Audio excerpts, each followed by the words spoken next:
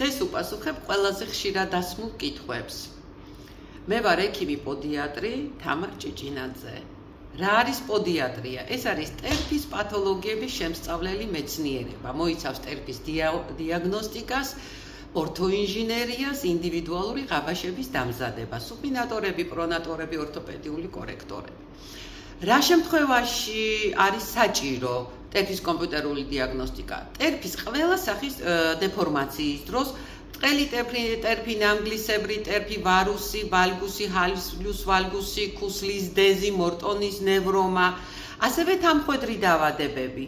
ეს არის ვარიკოზი, ლიმფოსტაზი, დიაბეტური ტერფი, ნეიროპათია, ანგიოპათია, ჭარბი წონა, ართრიტები, ართროსები, ხერხემლის გამრუდება, თიაქარი და ასევე სპორტული და პროფესიული დატვირთვა. რა ასაკიდან არის შესაძლებელი?